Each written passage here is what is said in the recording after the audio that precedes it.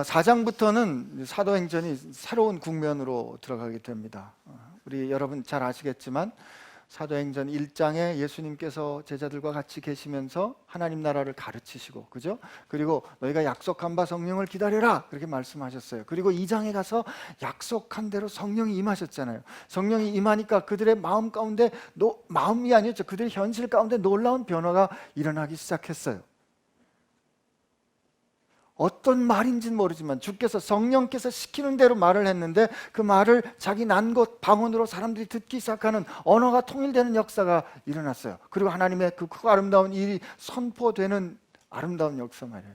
그리고 나서 3장에 어떤 일이 일어나요? 베드로와 요한이 기도하러 성전을 갈 때, 그때 어느 시간이었다고요? 그들이 늘 기도하러 가던 그 기도 시간에, 이 말은 바꿔 말은 무슨 뜻이다? 특별 집회가 아니고 늘 있던 일상의 삶 가운데서, 그죠? 그리고 그들이 성전 안으로 들어갔나요? 아니죠. 성전 바깥에 있는, 성전으로 들어가는 아름다운 문 앞에서, 성전 바깥에서 놀라운 성령의 사건, 예수의 이름으로 오랜 묶임이 풀리는 사건, 이사야 35장의 그 비전 말이에요. 이사야 61장의 비전, 여호와의 영이 임하실 때 이런 전원자가 뛰는 이 비전이 이루어지는, 성취되는 사건이 일어났어요. 3장의 사건은 어떤 사건이에요? 그 자리는 어떤 자리였다고요?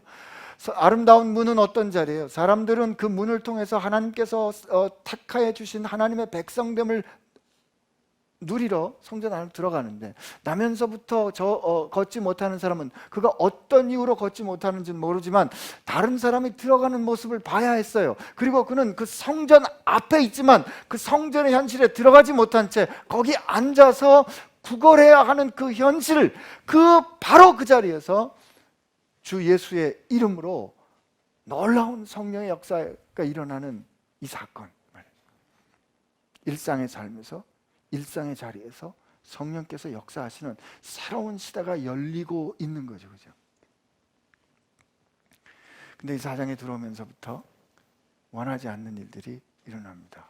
그 아름다운 일을 전하고 이제 백성들에게 말을 하고 있는, 사도들이 말하고 있는 그때 이 일이 일어나요. 어떤 일이요? 드디어 어려움, 핍박이 시작이 됩니다.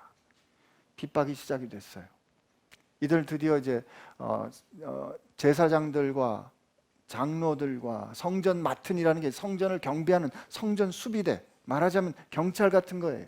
템플 폴리스에 이 사람들이 잡히는 사건이 일어났어요. 예수님께서 하신 말씀, 너희가 공회에 끌려갈 거다 하는 이 일들이 성취되기 시작하는 그 장면이 나오는 겁니다. 4장 이제 핍박이 시작이 돼요. 5장 어떤 일이 일어나요? 교회 안에 거짓된 헌신이 일어나요. 6장에 어떤 일이 일어나요? 교회의 일상 가운데 누구 음식을 나눠주는 일에 누구는 도움을 많이 받고 누구는 도움에서 예외가 되는 이 교회 공동체 가운데 갈등이 일어나요. 7장 드디어 본격적으로 스데반의 순교를 필두로 해서 이제 본격적인 교회가 완전히 산산이 깨지는 핍박이 일어나는 거죠. 이 원하지 않는 이 현실로 드디어 교회는 들어가는데, 이 원하지 않는 현실로 교회가 들어가는 이때 아주 중요한 비밀이 있는데, 뭔가 하면 사도행전 8장 베드로가 성령에 충만해서 말하고요, 사도행전 4장 8절에 그리고 31절에 그들이 성령에 충만해서 말을 합니다. 아나니아와 삽비라가 거짓을 고할 때 베드로는 그것을 어떻게 해석해요? 너희가 성령을 속일 줄 알았더냐, 이렇게 말하잖아요. 교회 안에 갈등이 일어났을 때 그 문제를 어떻게 풀어요? 성령과 지혜가 충만한 7사람을 선택하죠. 스데반이 순교할 때 어떤 모습이었어요? 그가 성령에 충만한 모습을 보여줍니다. 사도행전에 앞으로 펼쳐지는, 우리가 원하지 않지만 겪어야 하는 교회의 이 현실은 우리에게 뭘 가르쳐줘요? 여러분과 저는 문제를 원하지 않습니다. 그렇죠? 일부에도 똑같이 여쭤봤는데 대답 안 하시더라고요. 교회의 그 특징 중에 하나, 교회 대화의 특징 중에 하나는 뭐냐면, 너는 말해라, 나는 들을게 해요. 도대체 나한테 말 좀 시키지 말아라. 교회에 오면 그냥 생각 안 할래, 그냥 은혜 받을래지 생각 잘 안 하려고 그래요. 근데 살면 살수록, 우리가 살아보면 살아볼수록 생각 안 하고는 살 수 없어요. 그래서 여러분께 꼭 물어봐야 되는 거죠. 더군다나 일부 예배는 오랜만에 설교한 거지만 4부 예배는 우리가 늘 같이 하는 거 아닙니까? 그러니까 여러분 대답을 들어야 되겠다 이 말이에요. 우리는 문제를 원하지 않죠. 예, 그렇죠. 그러나 우리가 문제를 피해갈 수 있나요? 없어요. 그죠? 당장 우리 교회만 해도 어떤 문제가 있어요? 요 앞에 나가면 주차 문제가 있어요. 우리는 문제를 피할 수 없어요. 내가 결정하지 않은 사도행전 4장과 7장처럼 내가 결정하지 않은 외부로부터 겪는 어려움이 있어요. 내 안에 거짓된 욕망이 일어날 수도 있어요. 우리 가운데 갈등이 일어날 수도 있어요. 각가지 원인과 각가지 이유에 의해서 우리는 문제에 직면해야만 한다는 거죠. 이게 우리 현실이에요. 그런데 이 현실을 어떻게 풀었다? 성경에 보니까 어떻게 풀었다? 성령의 충만함으로. 성령의 충만함으로 말했고, 성령의 충만함으로 그들이 진실이 드러났고, 성령의 충만함으로 사람을 뽑았고, 성령의 충만함으로 증언하고 순교했어요. 자, 제가 제가 말할 테니까 여러분이 그렇게 하세요. 성령의 충만으로 이렇게 하세요. 시작.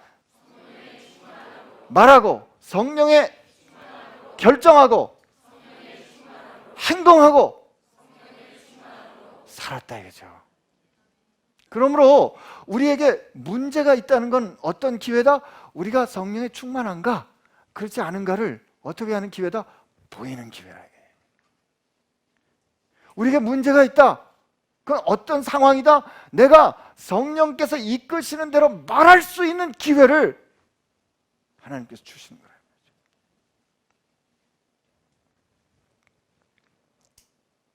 여러분과 제가 성령이 충만하기를 바랍니다. 여러분, 성령이 충만하다는 것은 별거 아니에요.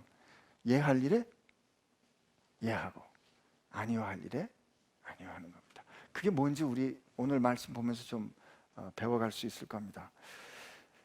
4장 1절 우리 한번 볼까요? 시작. 사도들이 백성에게 말할 때 제사장들과 성전 맡은 자와 사두개인들이 이르러. 지금 뭐 할 때? 사도들이 말할 때잖아요. 사도들이 말한다는 말은 지금 3장의 현실이 계속 연결되고 있는 거예요. 근데 여러분들하고 3장 마지막 26절을 한번 어떤 말 했는지 한번 확인하고 싶은데, 3장 26절 우리 한번 같이 읽어볼까요? 시작. 하나님이 그 종을 세워 복 주시려고 너희에게 먼저 보내사 너희로 하여금 돌이켜 각각 그 악함을 버리게 하셨느니라. 지금 이거 듣고 있는 사람들이 누구예요? 베드로를 둘러싼 유대인들이죠. 그죠? 근데 그 앞에 베드로가 이들을 향해서 뭐라고 말했냐면, 처음에 이스라엘 백성들아 라고 그들을 불렀어요. 그리고 그들을 향해서 뭐라고요? 너희들이 생명의 주를 죽였도다 이렇게 말합니다. 그런데 이스라엘의 백성들아 이렇게 불렀던 그가 지난주에 말했죠, 형제들아 라고 불렀다 그랬어요. 근데 오늘 이 26절의 말씀은 원어에 보면 이렇게 돼 있어요. 그의 종을 혹은 그의 아들을 다시 세우신 하나님이, 이때 다시 세우다라는 이 이게 그 러시아 사람들이 여자 이름을 그 아나스타시아 이런 이름을 많이 줬는데, 이게 부활한다는 뜻이에요. 다시 이렇게 이게 세운다는 뜻은 주께서 부활시키셨다 이 말이에요. 아버지께서 그의 종 파이스라는 말은 그의 종도 되고 그의 아들도 되잖아요. 하나님이 그의 종, 그의 아들을 다시 세우사, 그러니까 그의 종을 세우신 그 하나님이 그를 너희들에게 먼저 보냈다. 이 보냈다는 완료된 과거예요. 보냈다. 근데 왜 보냈냐면, 지금 너희들로 하여금 너희들의 악으로부터 돌이켜 너희들을 복주시려고, 이 돌이켜 복주시려고, 이건 현재형이에요. 얼마나 기가 막혀요?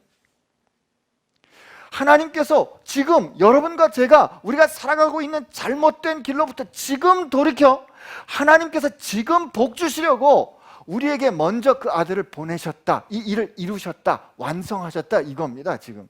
근데 이 말을 누구에게 전했다고요? 예수를 죽인 자들에게 전한 거예요. 이게 복음입니다. 우리 그런 말 하잖아요. 난 너 정말 싫어. 이건 이제 괄호 열고 괄호 닫고. 야, 너 예수 믿어서 천국 가니? 그럼 나 천국 안 갈래. 왜냐면 나도 천국 가면 얘하고 같이 있어야 되잖아요. 그죠? 교회에서 우리 같이, 혹은 사회에서 같이 지낼 때 성격이 안 맞고 하는 짓마다 믿고 하는 짓마다 내 마음을, 내 그 신경을 건드리는 사람들이 있을 때 우리는 어떻게 해요? 결정하죠. 너하고 나하고는 여기까지야. 너하고 나하고는 이제 여기까지야 라고 우린 마음으로 결정합니다. 근데 지금 이 사도 베드로는 보니까 말이에요, 그들을 이제 앞으로 보면 이제 그들을 핍박할 거예요. 그들을 죽이려고 위협할 거예요. 예수님을 죽였던 하나님의 원수된 그들을 향해서 뭐라고 지금 선언하고 있어요? 너희들이 지금 있는 그 죄에서 돌이켜 복 주시려고 하나님이 그의 아들을 죽음에서 이렇게 너희들에게 보내셨다라고 선언하고 있는 거예요. 이게 복음입니다.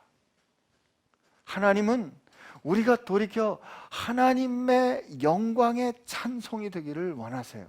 우리가 돌이켜 하나님께서 기뻐하시는 그 삶을 살아가기를 원하시는 거, 이게 하나님께서 우리에게 바라시는 가장 기본이 되는 목표예요. 그게 그 다른 어떤 가치보다 우선할 겁니다. 그 일을, 저는 이 말씀 보면서 주님 말씀 생각났어요. 주님이 제자들에게 그렇게 가르쳐 주시잖아요. 마태복음 5장에 얘들아, 너희가 전에는 말이야, 너 이웃을 내 몸과 같이 사랑하고 내 원수는 미워하라고 들었지만 이제 내가 너희들에게 말하노니 너희는 원수를 사랑하고 너희를 핍박하는 자를 위해서 기도해라. 누가복음 6장에는 어떻게 해요? 원수를 사랑하고 너희를 핍박하는 자들에게 do good, 선대해라. 그리고 그들이 뭘 달라고 할 땐 줘. 그리고 다시 받을 생각하지 마. 쉽지 않죠? 그러나 이게 복음의 정신입니다. 여러분과 제가 이렇게 되기를 축복합니다. 우리 능력으로 안 될 거예요. 어떻게 하면? 성령에 충만하게 되면. 근데 이제 이 말을 지금 하고 있는데 제사장들과 성전 맡은 자와 사두개인들이 이르렀어요. 그들이 예수 안에 죽은 자의 부활이 있다고 백성들을 가르치고 전함을 싫어했어요. 제자들이 이렇게 가르치는 걸 싫어했어요. 이 싫어하는 몇 가지 이유가 있는데, 우리 먼저 5절 그 사람들이 어떤 사람들인지 한번 좀 보면 5절 6절 한번 봅시다. 5절 6절 시작. 이튿날 관리들과 장로들과 서기관들이 예루살렘에 모였는데 대사장 안나스와 가야바와 요한과 알렉산더와 및 대제사장의 문중이 다 참여해. 이 사람들이 지금 모인 거예요. 이게 상황은 지금 이런 거죠. 이제 제자들이 이 베드로가 이제 나면서부터 저는 자를 고쳤고 사람들이 이를 그가 붙잡으니까 왜 우리의 경건과 우리의 능력으로 고친 것처럼 아느냐? 너희들이 죽인 나사렛 예수 그리스도의 이름으로 네가 고침을 받았다라고 지금 선언하고 그 설명을 가르치고 선포하고 있었어요. 가르치고 선포하고 있는데 예수께서 죽은 자들 가운데 부활하시고 죽은 자들의 부활이 예수 안에 있다는 걸 이렇게 가르치니까 이걸 싫어하는 거예요. 지금 이 사람들이. 근데 이 싫어하는 이 사람들이 보면 중간에 이름이 나와요. 안나스, 가야바, 요한, 알렉산더, 대제사장의 문중. 이게 이 사람들이 어떤 사람이냐면 이 사두개인과 대제사장과 성전 맡으니, 성전 경찰이라고 하는 이 사람들은 당대 유대 사회는 말이죠, 성전을 중심으로 구성된 사회예요. 근데 이 사람들은 이 성전을 중심으로 하고 있는 제사를 책임진 사람들이에요. 근데 성전을 중심으로 하고 있는 제사를 책임진 사람들이기 때문에 이 사람들이 그 당시 유대 권력을 잡고 있던 권력자들, 로마의 그 정복자인 로마 권력의 비호 아래 이들은 권력을 잡고 있었어요.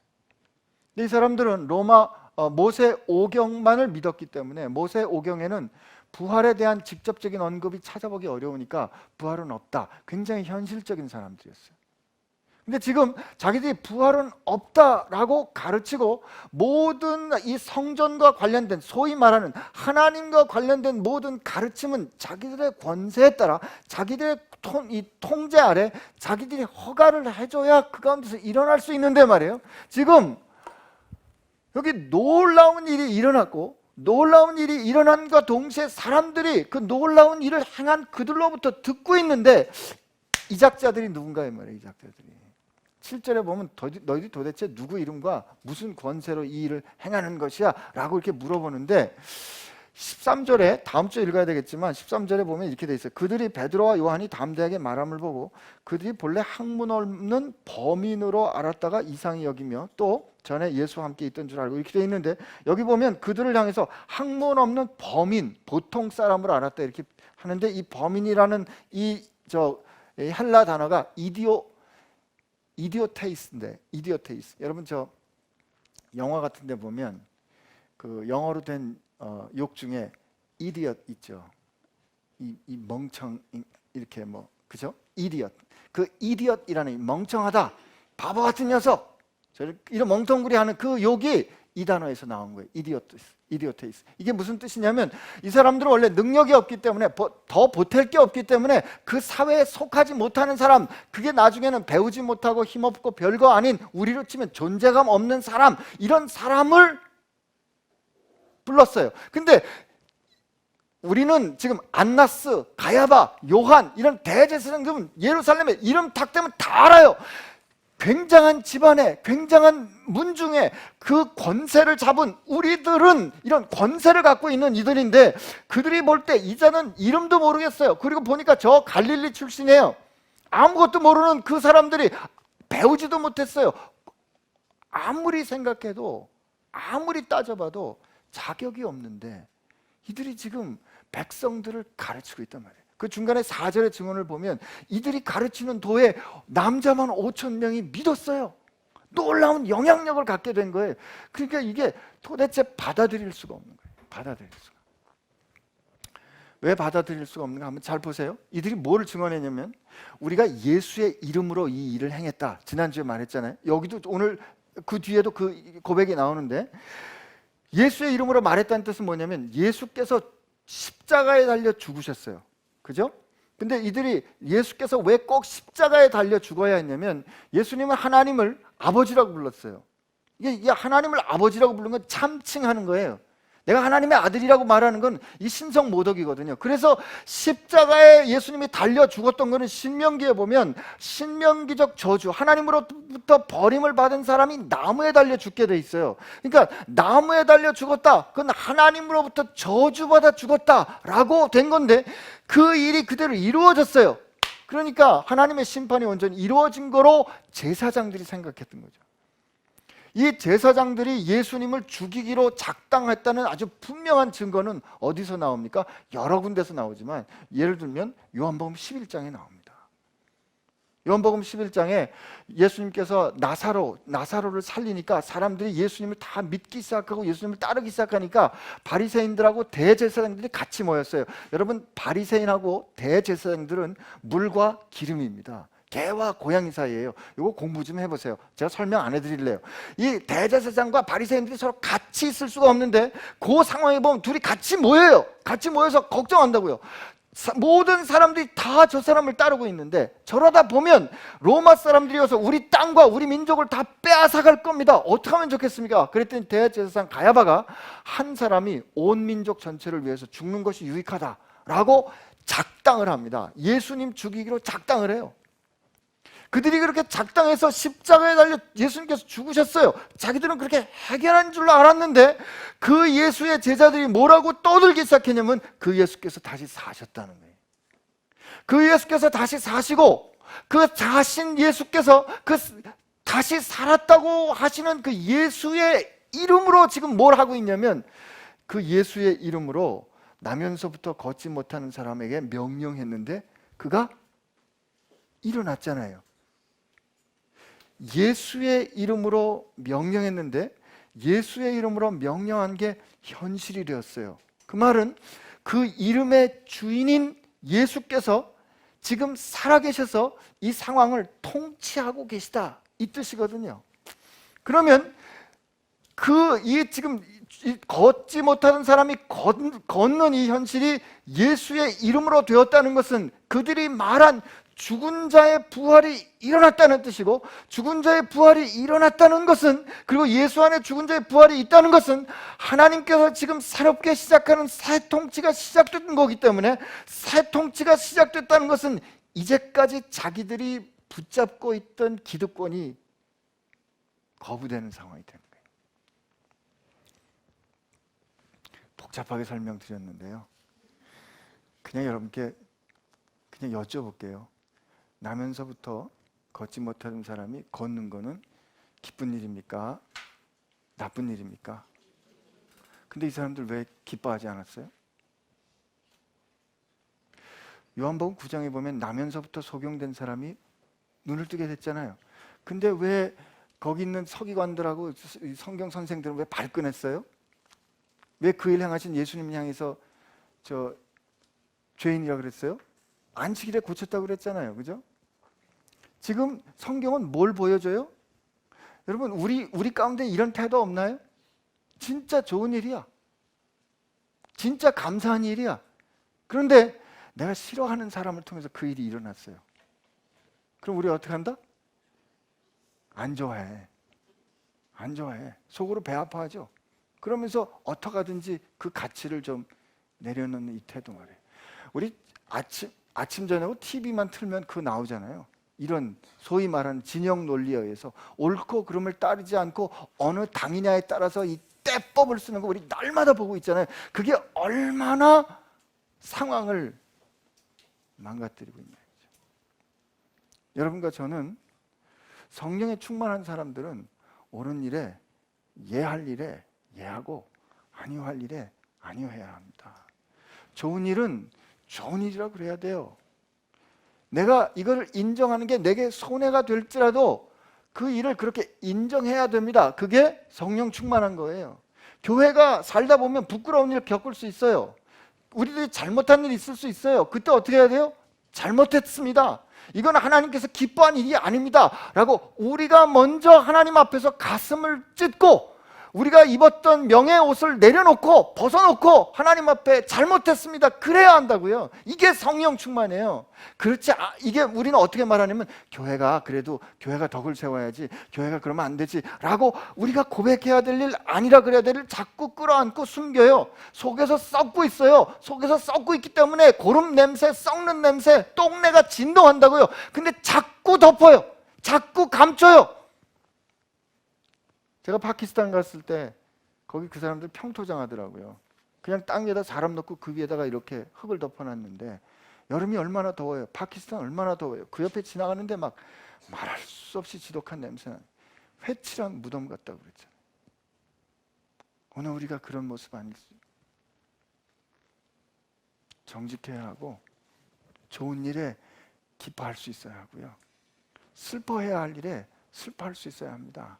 근데 그게 왜 안 보여요? 왜 안 보여요? 내 기득권을 빼앗길까 봐, 내 위선이 드러날까 봐, 내 영향력이 줄어들까 봐, 나보다 다른 사람을 통해서 아름다운 일이 일어날 때 그게 배 아프니까. 목사들이 제일 나쁜 게 뭐예요?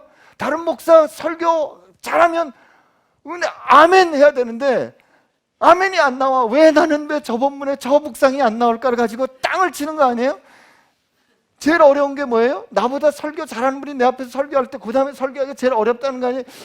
라고 생각하는 이 목사들은요, 지금 이 사두개인들과 제사장들과 성전 맡은 이와 다른 게 하나도 아닙니다. 하나님께서 행하시는 일 기뻐해야 되잖아요. 여러분과 제가 그렇게 기뻐할 수 있는 그런 눈 가졌으면 좋겠어요. 근데 아무튼 이런 일이 일어나고 이런 어간에 이제 이 베드로하고 저 요한을 밤새 가둬놓고 난 다음에 여기 보면 밤새 그 잡혀갔는데도 저항 따로 안 했어요. 변호사도 안 쓰고 뭐 이랬더라고요. 근데 그래서 그 다음날 아침에 이렇게 신문을 하는데 질문이 이거였어요. 너희가 무슨 권세와 누구의 이름으로 이 일을 행하였느냐? 질문이 이거였죠, 그죠? 근데 그 질문을 베드로가 어떻게 성령에 충만해서 그 질문을 다시 해석하는가 하면은 우리 8절 9절 한번 읽어보겠습니다. 시작.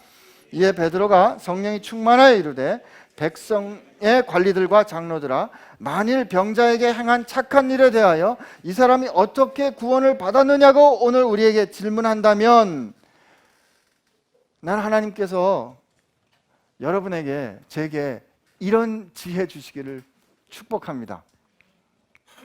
여러분, 우리 인생을 살다 보면 어려운 질문 받습니다. 힘든 질문 받아요. 어려운 상황에 부딪혀요. 그때 우리가 해야 될 일은 그 질문을 정확하게 해석하는 거예요. 하나님께서 우리로 하여금 이 질문이 가지고 있는 의미가 뭔지 제대로 파악할 수 있도록 하나님 눈을 열어주세요, 이렇게 기도해야 돼요. 오늘 뭐라고 얘기했냐면 너희가 무슨 권세와 누구의 이름으로 이 일을 행했느냐 이렇게 물어볼 때 이들이 뭐라고 대답하냐면 이렇게 돼 있어요. 만일 병자에게 행한 착한 일에 대하여 이 사람이 어떻게 구원받았느냐고 우리에게 질문한다면, 이 질문을 새롭게 해석한 거죠. 나는 세상 사람들이 여러분에게 그렇게 질문했으면 좋겠어요. 당신이 볼 때는 이렇게 답답하고, 당신이 볼 때는 이렇게 억장이 무너지고, 당신이 볼 때는 이렇게 앞뒤 사방이 꽉 막힌 상황에서도 어떻게 당신은 여전히 소망을 가질 수 있느냐고 물어본다면,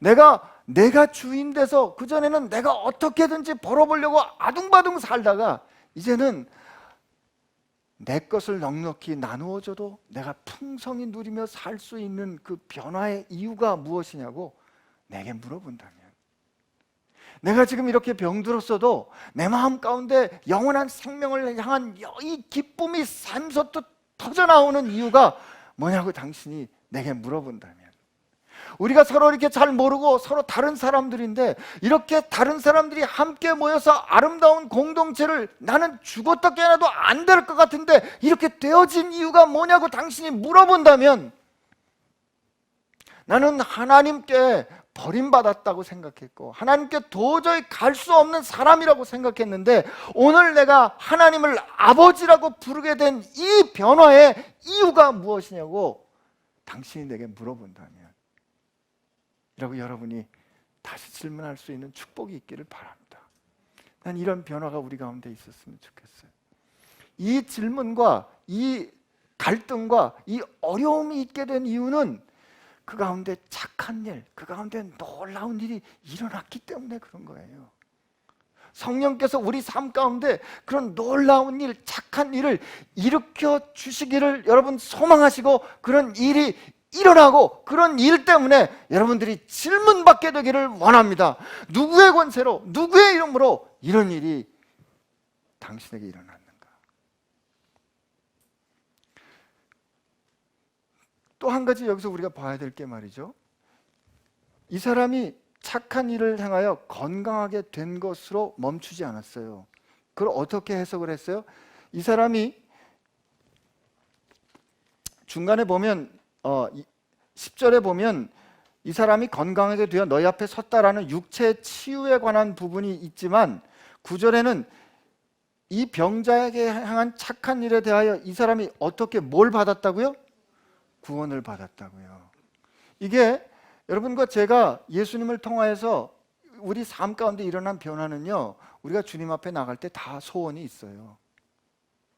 주님 앞에 나갈 때 다 기도의 제목들이 있어요. 맞습니다. 그리고 주님은요, 어떤 기도의 제목이든지 그 기도의 제목에 응답해 주십니다. 제 말이 아니에요. 구하라, 주실 것이요. 찾으라, 두드리라. 너희가 완전한 아버지가 아니잖아. 그런데 자식이 떡을 달라 그러면 돌을 주고 생선을 달라 그러면 뱀을 줄래? 너희 안 그러지?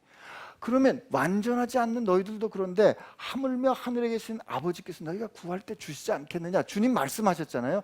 우리가 주님 앞에 나갈 때 우리의 기도의 제목에 주님 반드시 대답해 주십니다.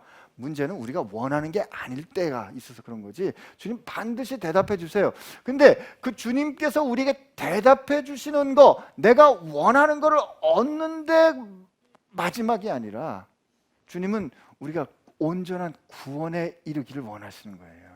오늘 이 사도는 이 나면서부터 걷지 못하는 사람의 변화가 어디까지 간 거를 봤어요?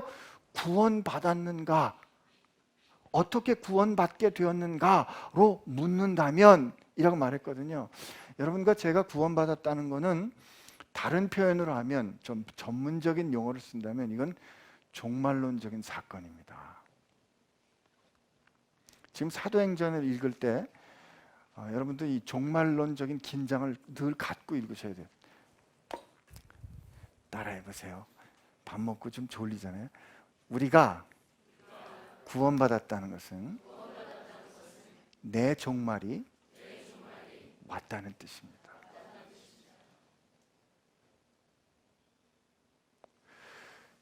전에 내가 주인 되어서 내가 옳고 그름을 내가 결정하고 그러므로 스스로 물을 저장하지 못할 생수의 근원 되신 주님을 버린 채 물을 저축할 수 없는 웅덩이를 스스로 파고 무엇이 좋은지 나쁜지를 스스로 결정해서 내가 스스로 보호해 나를 지켜야지 하고 살던 그걸 성경은 죄라 그랬어요. 그게 악이에요. 그게 고통의 원인이에요. 그런 삶에 대해서 내가 어떻게 해결을 해보려고 했는데 그건 해결할 수가 없어요. 그게 나기 때문에. 내가 예수님 만나서 예수님의 부르심을 듣는 걸 깨달았을 때 우리가 예수와 함께 어떻게 된 거예요? 죽은 거예요. 끝난 거란 말이죠.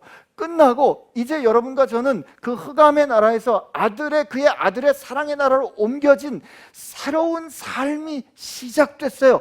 끝이 나야 새로운 삶이 시작되는 거예요. 이 끝나는 사건, 이게 종말의 사건이에요.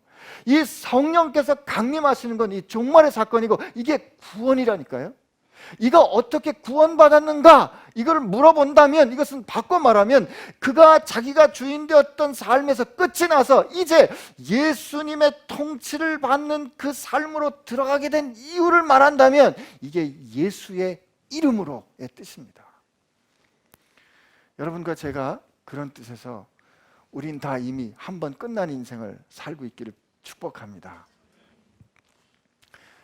제가 병원에서 학생들 가르치잖아요. 학생들 가르치는데 죽음에 대해서도 강의를 합니다. 의사들은 사람을 살려야 될 텐데 살리는 것보다는 사람들 죽는 거 그냥 봐야 될 때가 더 많거든요. 죽음의 의미가 있어요. 근데 죽음의 의미 중에 하나, 여러 가지 의미 중에 법률적 죽음의 의미를 보면 법률적 죽음은 말이죠, 우리가 법률적 죽음이 선언되면 그가 가졌던 모든 법적인 의무와 모든 법적인 권한이 다 무효화됩니다. 내가 빚을 얼마나 많이 졌든 내가 얼마나 많은 문제를 가졌든 죽으면 끝이 나요. 근데 하나님 앞에서의 문제는 주님 없이 죽으면 그게 끝이 나진 않는 거죠. 근데 여러분과 제가 우리가 그냥 어떻게 할 수 없는 그 문제 때문에 주님과 함께 죽는 거예요.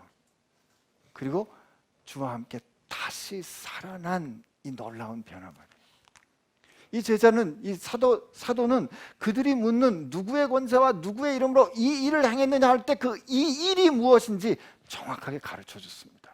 하나님께서 이 병자에게 행한 착한 일 그리고 그가 어떻게 구원받았는지를 물어본다면 이라고 그 문제의 본질을 변화의 본질을 정확하게 가르쳐 준 거예요. 오늘 우리도 이 자리에 앉아 있는 우리 모두도 이 변화가 일어난 사람들 경험한 사람들, 날마다 확신이 체험하는 사람들 될 줄로 믿습니다. 그리고 나서 가르쳐 주는 게 뭐냐면 너희가 십자가에 못 박고 하나님이 죽은 자 가운데서 살리신 나사렛 예수 그리스도의 이름으로 이 사람이 건강하게 되어 너희 앞에 섰느니라. 여러분, 제 이름으로 지난주에 설명했죠. 그 이름이 얼마나 권세가 있으면 그 이름의 주인이 얼마나 권세가 있으면 그 주인이 없어요. 그 주인이 나타나지 않았어요. 그러나 그 주인의 이름으로만 선포해도 일어나는 거예요.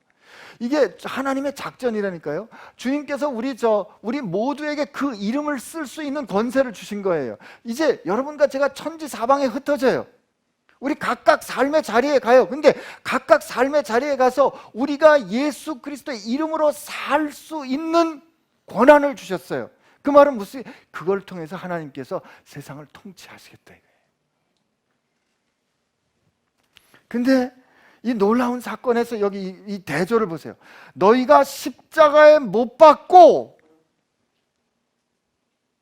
그런데 하나님께서 죽은 자 가운데서 살리신, 기가 막히잖아요. 너희가 십자가에서 못 박고 하나님이 살리신 나사렛 예수 그리스도.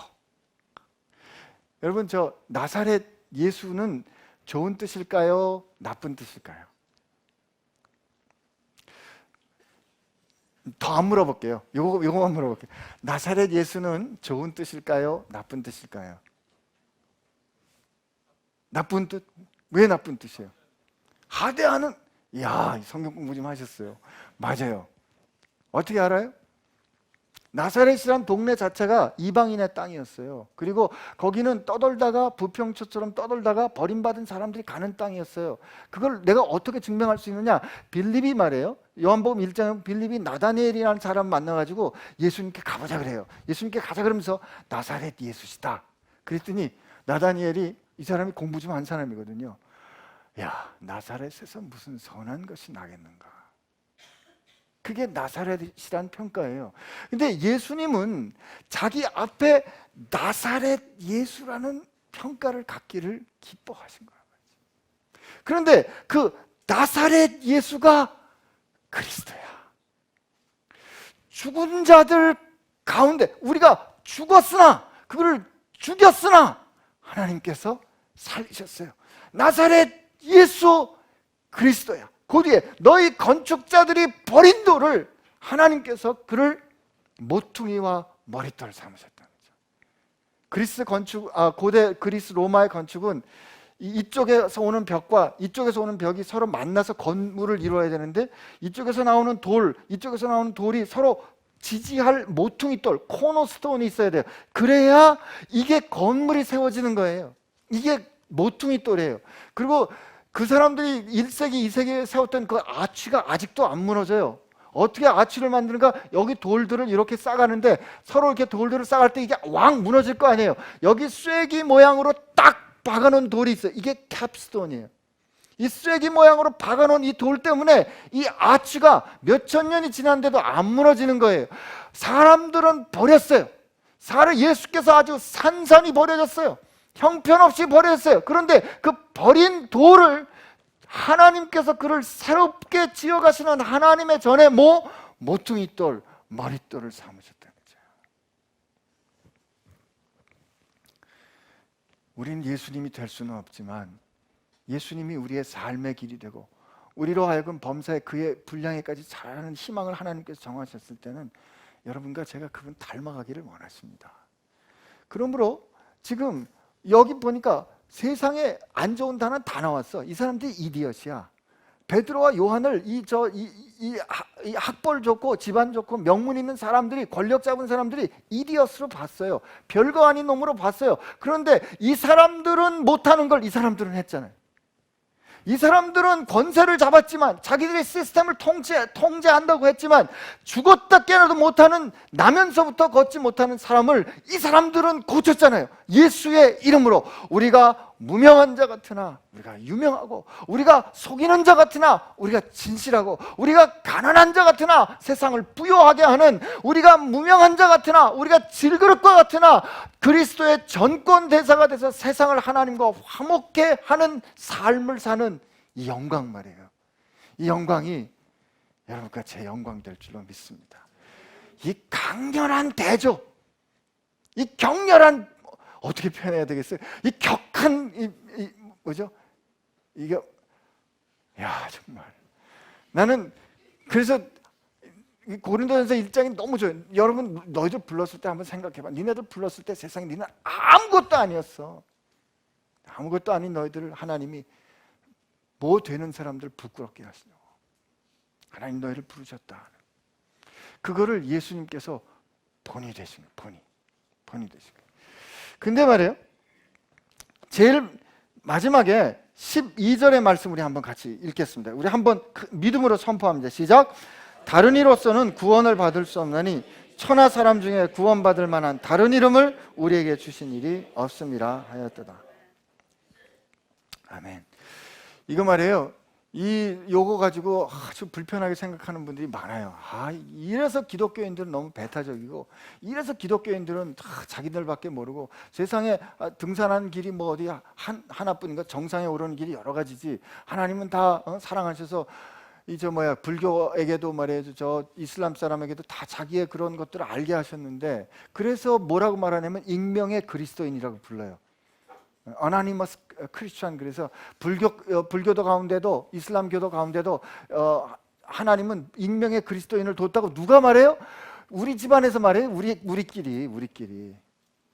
그리고 이걸 가지고 막 따져요. 반대로 동성애는 잘못됐으니 우리가 나가서 피켓을 들고 동성애 잘못됐다고 세상하고 싸워가지고 설득해서 우리가 이겨야 됩니다. 동성애 잘못됐다고 그걸 싸워야 한다고 이렇게 말하기도 하고요. 근데 여러분, 인생의 경험을 한번 두고 보세요. 누군가 서로 말싸움이 붙었을 때 아주 따박따박 말 잘하고 논리적으로 아주 잘 따지고 도저히 말싸움에 가서는 게임이 안 되는 거예요. 그래가지고 이제 서로 말싸움이 붙었는데 그냥 완전히 진 거예요. 그래서 네가 옳다, 네가 옳다. 그래, 너 그렇게 살아. 그렇지만 그렇게 해서 졌을 때 우리가 그 사람의 주장에 동의합니까? 안 하죠. 동의 안 합니다. 동의 안 합니다. 그래, 너 참말 잘한다. 너 그렇게 살아. 사도들은요, 세상에 구원받을 다른 이름을 주신 적이 없다는 사실을 증명하려고 하지 않았습니다. 그 논리적으로 따져서 설명하려고 하지 않았어요. 왜?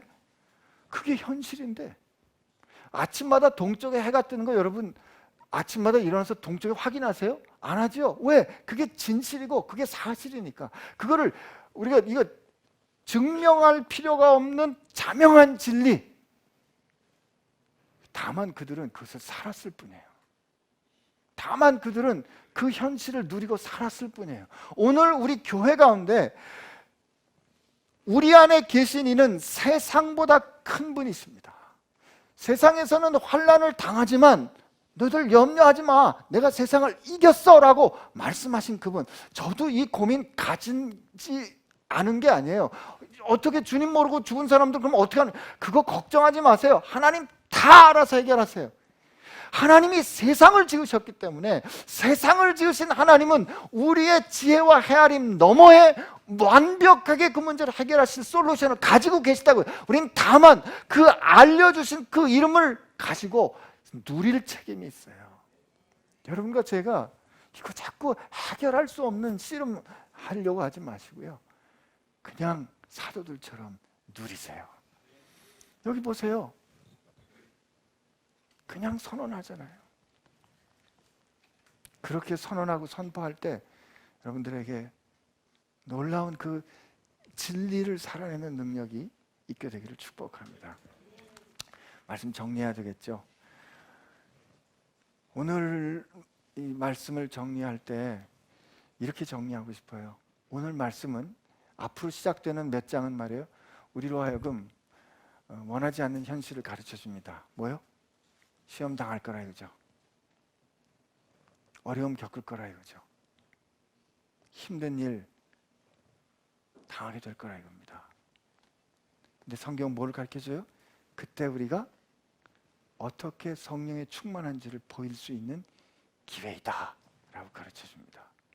그때 세상을 이기신 예수의 이름을 우리에게 주셨음을 기억하고 그 이름으로 선포해서 오늘 사도들이 받았던 그 놀라운 질문들 받게 되는 여러분들 되시기 바랍니다.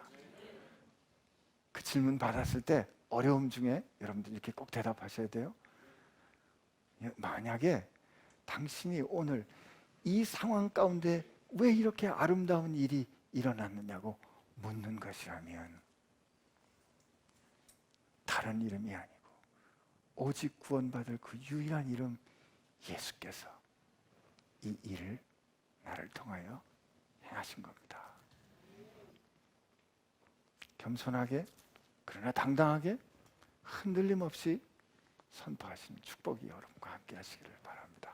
우리 같이 기도하겠습니다.